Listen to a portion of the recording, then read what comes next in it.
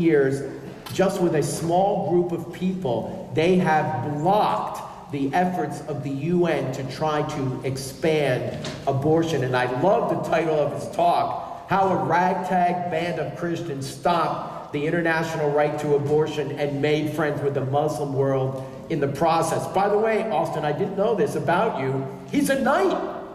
He's a knight, ladies and gentlemen, a knight. You know, the kind of things that ride on him. No, listen, I looked at this. He's a knight in the Sovereign Military Order of Malta, and he's a knight in the Equestrian Order of the Holy Sepulchre. That is about as cool as it can get. I don't know what any of that is, but he's a knight, come on! And anyway, from Washington, D.C., the president of CFAM, let's welcome Austin Ruse, come on!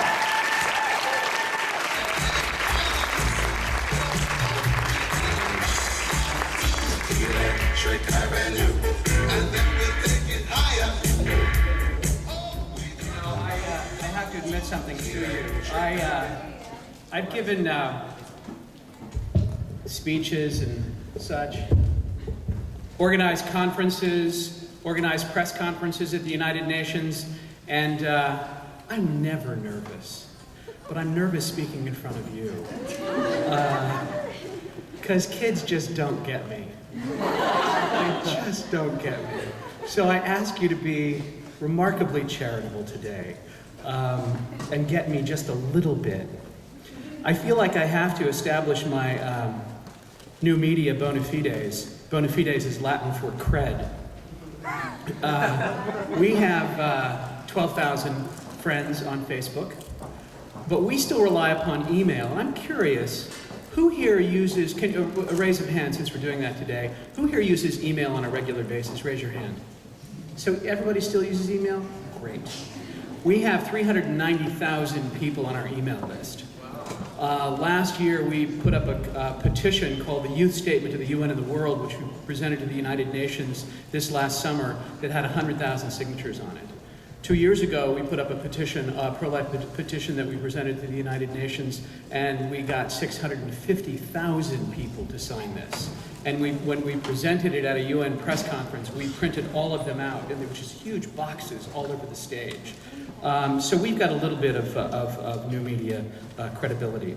I want you to know one thing. I'm going to give you a whole bunch of bad news. But before I do, I want to say one thing. And that is that the pro-life movement is broad and vast and deep. And putting the morals aside, just politically speaking, I would hate to be on the other side. Because we're coming at them from every direction that they turn. There are people working on every single facet of this issue. A young lady that you've met, Lila Rose, sat in her dorm room and thought up making funny phone calls with Planned Parenthood, and she was about to take Planned Parenthood down.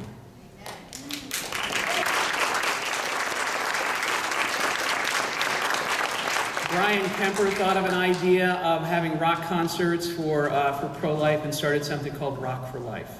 Jimmy Nolan thought up an idea of having young people walk the length of this country from a number of places on the West Coast all the way to Washington, D.C. Eric Scheidler spends part of his time challenging the leases of Planned Parenthood offices. Then there are thousands of crisis pregnancy centers. The pro-life movement is broad and vast and deep.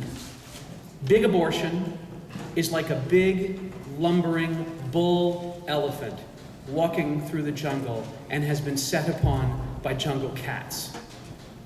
And somebody's got a leg, and somebody's got another leg, and somebody's got a tail, and somebody's got a trunk, and that's us. We're the jungle cats, and we're bringing abortion down from a million different directions. And I'm going to tell you a little bit about the direction that we have taken. In the United States, Roe v. Wade will eventually be reheard at the Supreme Court. And when it does, the Supreme Court will include UN documents in its consideration. This is absolutely guaranteed, that the Supreme Court will use the Convention on the Elimination of Discrimination Against Women, a document that the United States has never ratified, but which the Supreme Court will consider and probably cite when Roe v. Wade is either overturned or upheld. So this is why we do what we do at the United Nations. And I'm going to take you inside a fight that maybe some of you have never heard of. I'm curious, are there any readers of the Friday Facts here? There's a few. Generally, there's a lot more. We put out a weekly report called the Friday Facts, which brings you on the inside of what goes on at the United Nations every week. And so I'm going to take you inside of that inside of that fight. And I've come to propose something quite startling, and that is that, at least for now, at the UN, we have won. They have sought to make abortion a universally recognized human right, and they lost because we stopped them. They sought to redefine the family to include homosexual couples, and we stopped. We stopped them. They even sought to redefine gender, and they lost that too, because we stopped them. We cannot possibly know how incredibly frustrated they are, but we can guess. Otherwise, why would they do something so stupid as trying to kick the Vatican out of the United Nations, something that they tried to do a few years ago? They knew they had no chance, but they did it anyway, because panic makes some people do odd and even self-defeating things, and they are in a panic. What we have discovered over the past several years is that the only way the radicals have been able to advance their cause at the United Nations is by lying, cheating, and coercion. We all know the horror stories of how UN documents are misused. Even though the Convention on the Elimination of Discrimination Against Women, which is a hard law treaty, condemns prostitution, the Convention's Review Committee directed China to legalize prostitution. Even though the Convention never mentions abortion, the Convention's Review Committee repeatedly tells countries, Catholic countries, Muslim countries, all countries, that they must legalize abortion. Even though another UN document called the Beijing Platform for Action does not expand the definition of gender, several European Union countries ordered Nicaragua to change its definition of gender based on a deliberate misreading of this UN document. They lie, they cheat, they coerce. And that is the only way that they can advance their cause. We may have beaten them so far in their main goals, but make no mistake about it, they are still in control at the United Nations. Make no mistake, they hate us and everything we believe. They still seek to make abortion a universally recognized human right. They still seek to redefine the family and to take children away from parental control and authority. They seek to undermine national sovereignty, and they seek to neuter religion. Make no mistake, we must remain in this fight, principally because it is clear that God himself has called us to it. And it is hard to forget that our opponents are vast and well paid. They possess a startling amount of power and influence. Arrayed against us at the United Nations is the European Union, which is comprised of 27 countries, among them the richest and most powerful countries in the world. Arrayed against us are large parts of the U.S. government, including members of the U.S. Congress and the permanent executive bureaucracy. Arrayed against us are the governments of Canada and at least the elites of many other parts of the world, particularly those of formerly Christian and Catholic Latin America. Arrayed against us are the large international organizations, including the UN bureaucracy and all of its agencies, like the United Nations Population Fund, UNICEF, yes, UNICEF, and many others. Arrayed against us are such powerful organizations as the World Bank, the World Health Organization, and quite probably the International Monetary Fund. Arrayed against us are the wealthiest foundations in the world: Ford, Rockefeller, Hewlett, Packard, Gates, Turner, Buffett, and just about anyone that you could name. And make no mistake, they wish us ill. Though they have lost in their larger goals, still they have made great strides. They have managed to establish a body of supposedly accepted language in UN documents that is harmful to the family, to the unborn, to the church, and to national sovereignty. They have made strides to establish an international system to pressure governments into accepting their radical edicts. They have established a group of UN committees before which governments are made to perform like trained monkeys, dancing to the tune played by non-elected and unaccountable radicals. They have made strides to cow governments into accepting things their people do not want. For instance, Nicaragua ended up changing its definition of gender, but only after various serious threats of losing millions of financial aid from the European Union. Yes, they have made great strides. Some in our numbers see these strides and fear that the world is very nearly ended. And this is something that you have to guard against in the pro-life movement, the thought that we have lost everything and that we're about to lose everything. A few years ago in a UN conference room, a close ally of mine who has spent years at the UN told me that the passage of something you've never heard of, but something called the Optional Protocol of the Convention on the Elimination of Discrimination Against Women, was what she called at that time the last brick in the wall. She said, if this comes to pass, we will have lost it all. It will be over for all of us. Like, in the same way, in the year 2000, the UN hosted something they called the Millennium Summit. Conservative talk radio went wild over the Millennium Summit. Some in the pro-life movement went wild over it too. It was said that in 1 week, in the year 2000, first of all, there were 100 governmental leaders who were meeting, 100 heads of state. Quite simply, the largest meeting of that kind in the history of the world. And that in this week, simply the UN would take over the world. Some reported that after this meeting, the UN would establish a standing army, take over all international banking, establish an international tax to fund UN activities, and many other dastardly things. But the good news is this: none of this came to pass, and it likely never will. The woman who feared the final bricks were being placed in the wall to take away our freedom comes from Australia. Not long after this woman expressed her fears that the world was coming to an end, Australia stood up to the United Nations and won. The UN had sent an investigator into Australia to look into how the Australians treat the Aborigines. Australia did not like the UN report, so they did something quite dramatic. They kicked out the special investigator and withdrew from the UN human rights monitoring regime. And guess what? The world did not end. Australia did not end. What they discovered was the truth, and that is that the UN is in fact a paper tiger. The system that so many of us fear, the one that is supposed to form one world government, and that is supposed to send black helicopters over our land to spy on us, the system that is supposed to take over our land, our water, and even our air, is quite toothless. Australia was not transfixed on the evil before it.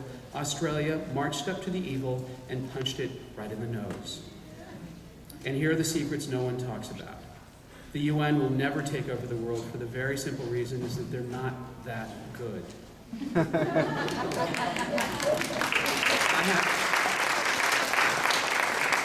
have seen the United Nations up close for 14 years now, and I'm here to tell you they couldn't organize a cocktail party in a distillery. Second, the UN can only suggest, it cannot enforce. The UN has neither the money nor the staff to enforce anything. Look at it this way. When the tsunami hit Thailand a few years ago, the Thais did not look to the United Nations to save their people. Remember the tsunami that just swept over Phuket, killed so many people? They didn't look to the United Nations to save their people. They looked to those with the big ships and the planes and the personnel, men with the broad shoulders. In short, they looked to the US Army and the US Navy and the US Air Force to save their people.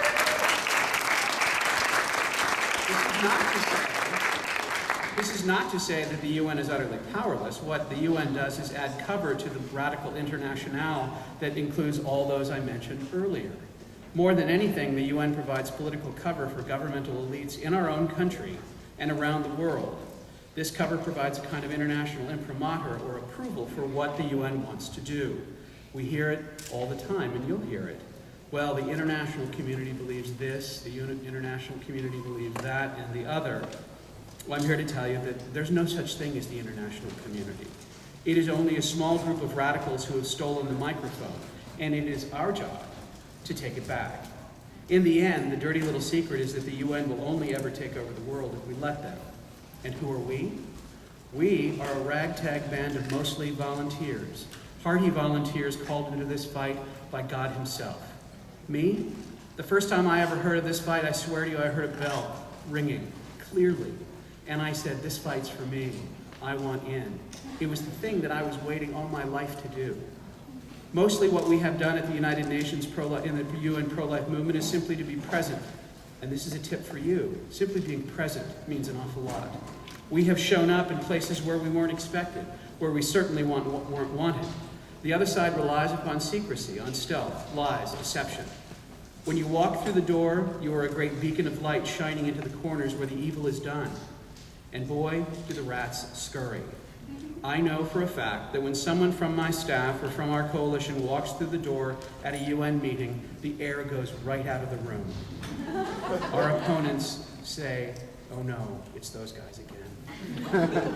Our very presence sends them around the bend. But our very presence has another effect, and that is to bolster our friends. It is true for all time that if someone raises the flag, others will gather to it. When someone raises the flag, others will gather to it.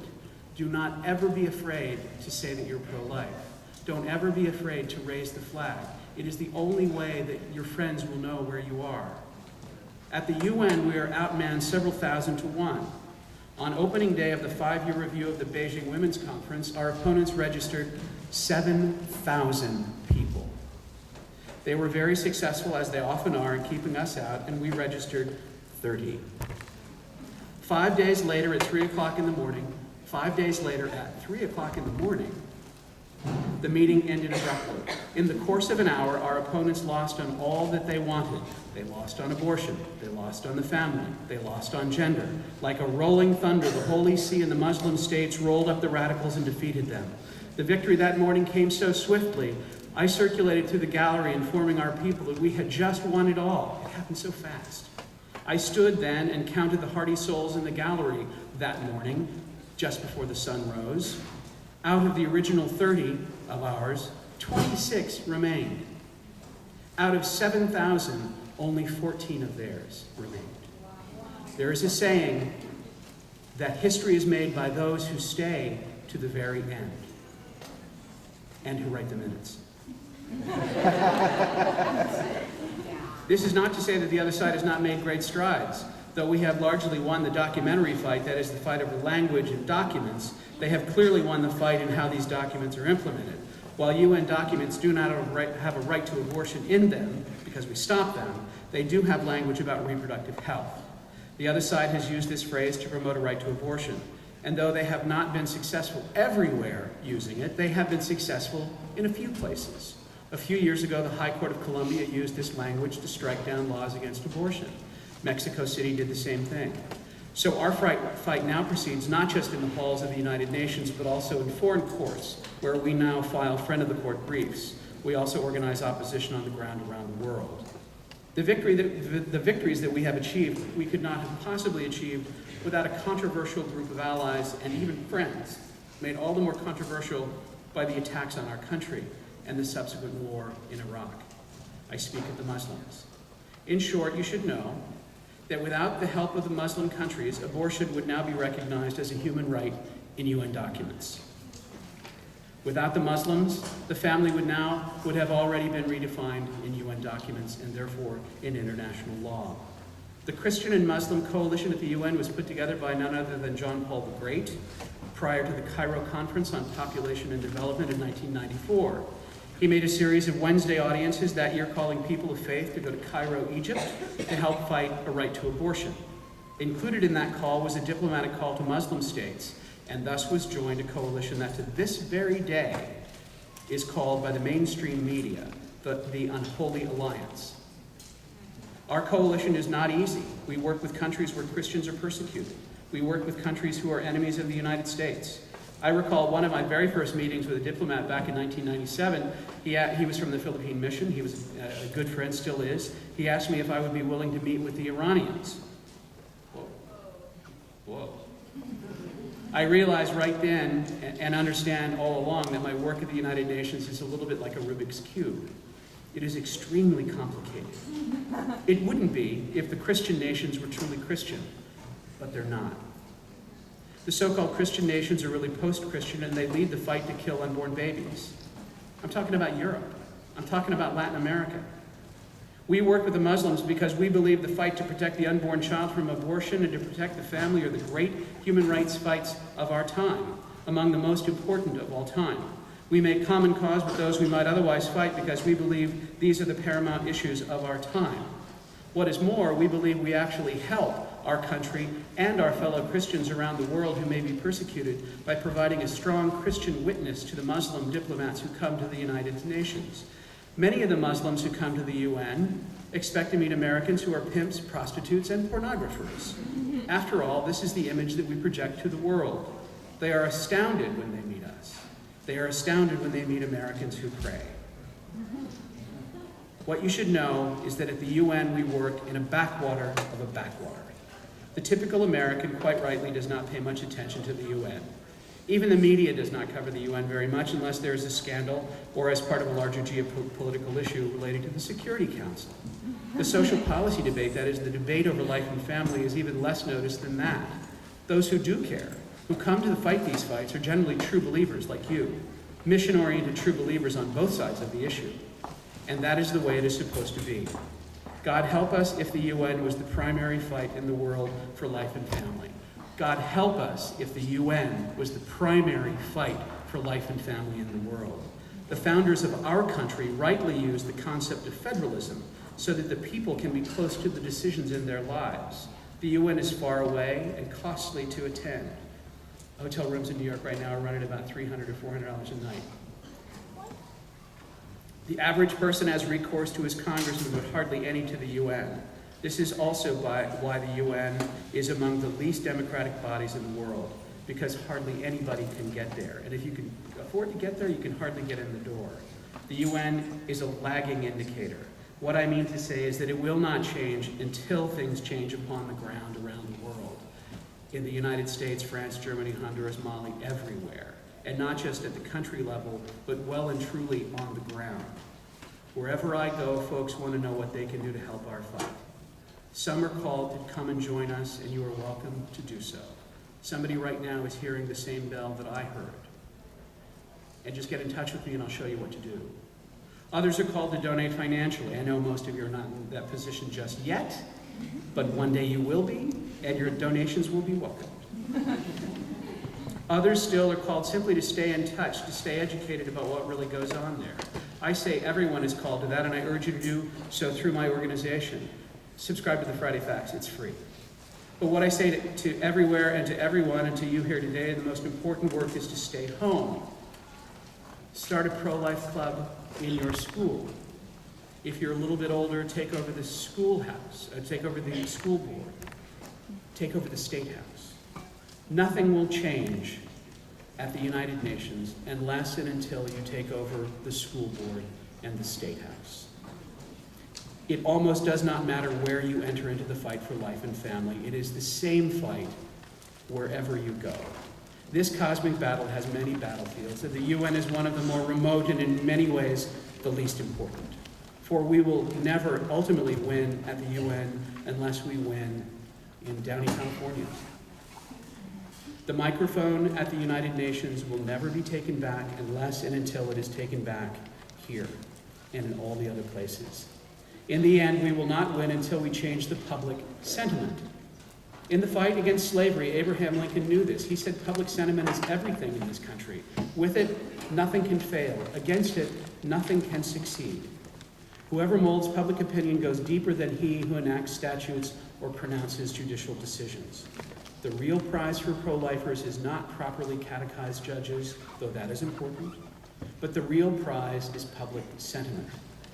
The Dred Scott decision, preventing Congress from outlawing slavery in the territories, was overturned within 10 years by the Supreme Court, by the Civil War, pardon me. Plessy versus Ferguson, however, the Supreme Court decision that validated state-imposed racial segregation was not overturned until Brown versus the Board of Education 58 years later. But during those 58 years, civil rights advocates were not silent. In the thousands of forums like this, from university classrooms and law school journals to churches and political conventions, they argued their case before the American people. In the end, they not only won their legal case, but they forged a new moral consensus. At its heart, this is precisely our fight, to forge a new moral consensus. And I say, how blessed are we to be like them?